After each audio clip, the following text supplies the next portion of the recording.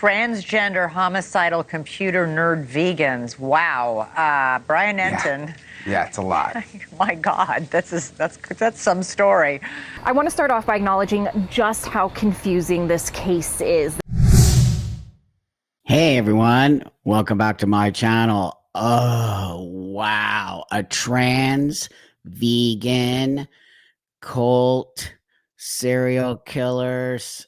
I'm like, really, I've been wanting to do this, but I waited because like information just kept coming out, and I just wanted it to get to a point where I think some of them have been arrested now, but also to a point where I could get my head around it. I've been actually researching this a lot, and there's just a lot, but I want to condense it down because I don't want to create an hour-long video. But I've also found this woman's video where she did a deep dive in it, and I'm going to put a link. She's super awesome. She did an amazing job really outlining the whole thing.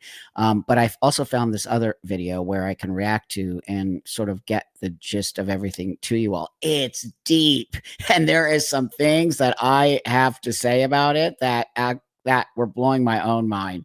So with that, thanks so much for liking, subscribing, helping this channel grow. I super appreciate you guys so much and helping me create these videos. And you know what's interesting is most of the videos that I found on this were from more conservative stations, and I don't see a lot. I don't think I saw any more liberal type media spaces talking about this, of course. So not surprised. They're trying to hide something. Can't hide the trans vegan serial killer cult. The thing is, I shouldn't be laughing because they actually did kill people. So let's get into this. 3 members of the alleged radical vegan ZIZIAN cult have been arrested. Maryland officers brought in Jack Ziz Lasota, the alleged leader of the group, along with Michelle Zajko and Daniel Blank on February 16th. The ZIZIAN have been tied to 6 killings across 3 states. I would describe some of the crimes that they're accused of as being demonic, you could say. The trio appeared in front of a judge days after their arrest and were all held without bail. Lasota, at one point, interrupted the judge to say he would starve unless he was given vegan food in jail. So, who are the ZIZIANs? Here's everything you need to know. This has all the makings of a Netflix cult docudrama. These ZIZIANs appear to be a group of mostly transgender computer scientists who met online, united in anarchist beliefs, including radical veganism, and turned violent. In 2016, Lasota, a transgender woman and computer programmer in the San Francisco Bay Area, began blogging under the online persona Ziz. So, oh, wow. So I think all of them are actually, well, first off, they're highly intelligent, which, they are. They're super, they went to prestigious schools. They were computer programmers. They were part of this group called Rationals or something, where they started to freak out on AI. They became freaked out on AI stuff, and they started to get freaked out on technology, where when the later in the story they get pulled over by when they shot the Border Patrol guy in their car. All of their like phones and computers and everything were wrapped in aluminum foil. So I'm not even kidding. They were like super paranoid, crazy vegans. The thing I want to say is they're literally actually killing people, but Ziz said that they're going to starve themselves in prison if they don't get a vegan diet. See you later. My God, all bets are off the table, dude. When you hit prison, you don't get to request what you want. You don't get a special diet. Plus, I don't get how you're a vegan and you're okay with killing people. It's so twisted. Sharing intricate and often meandering theories, the group is involved in practices including unihemispheric sleep, a state similar to hypnosis where people sleep with one eye open. The practice is intended to demonstrate that the brain's 2 hemispheres are separate identities that, according to Lasota's blog, often desire to kill each other.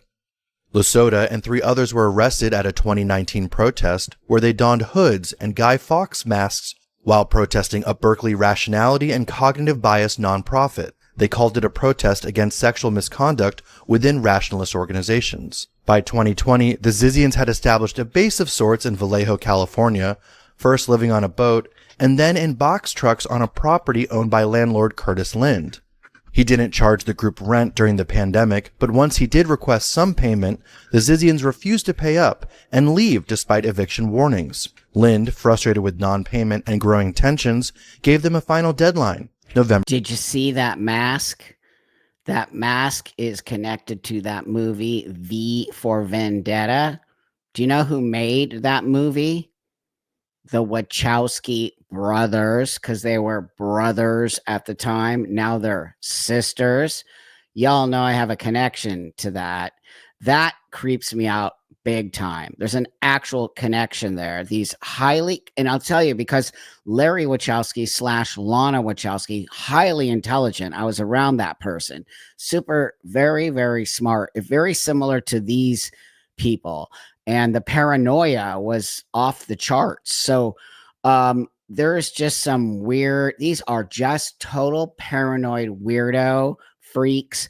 The thing that's upsetting to me is that they are transgender. It just gets even worse. Watch this. November 17. 2 days before that deadline, on November 15th, 2022, Lind was attacked. According to police reports, one of the ZIZIANs, Emma Borhanian, swung a sword at him, partially blinding him. Lind, acting in self-defense, shot and killed Borhanian. Local authorities arrested 2 ZIZIANs, Alexander Leatham and Suri Dow, charging them with murder.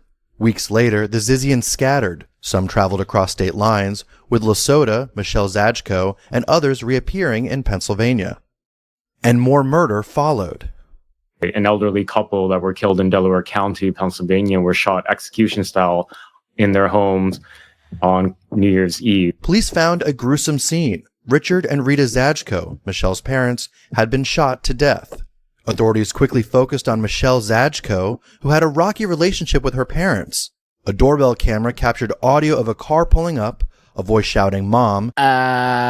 So Michelle Zajko is transgender. Okay. It's interesting that they're calling that person Michelle and she, when the other two are also, that were showed before, all 3 of them, even Ziz, they all identify as she and transgender, but it's interesting that they're calling that one person Michelle, who is a transgender male who lives as a female, male to female, I just thought that was interesting. And the other ones are using their male names and they're using male pronouns. So, but they're all identify as women and all are transgender. But this one, the psychopath, went and slaughtered her mother and father.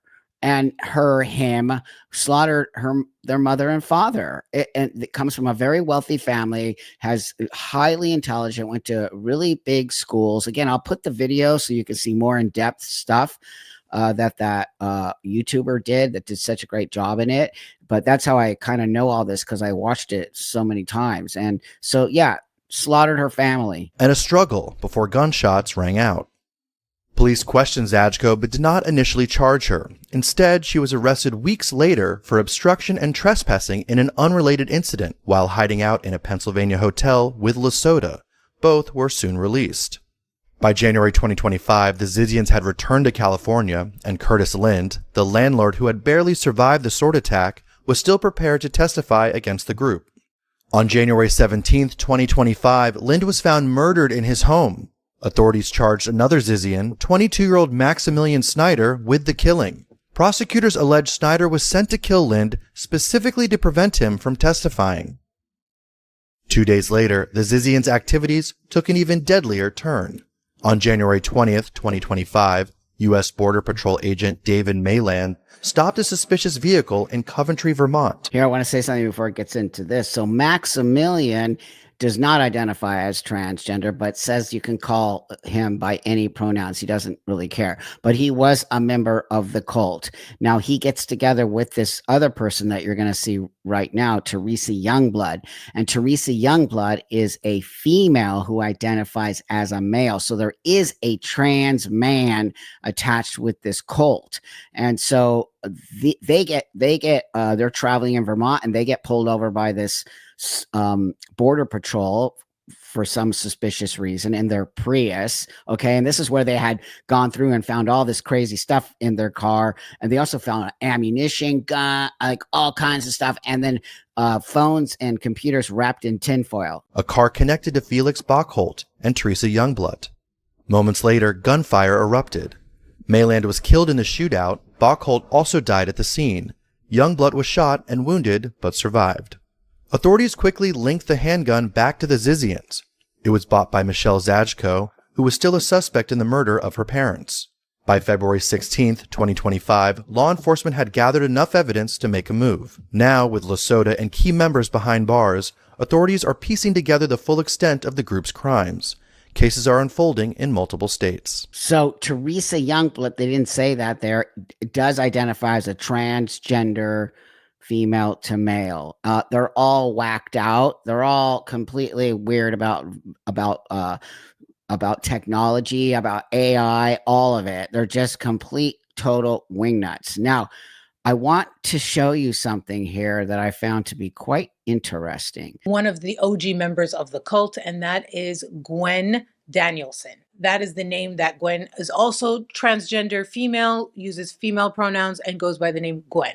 So you've got Ziz and Gwen. So Gwen, she believes in this theory called the timeless decision. The reason I wanted to show you that is because, do you remember that runner? Look at this trans woman's face, all covered in weird drawings, okay?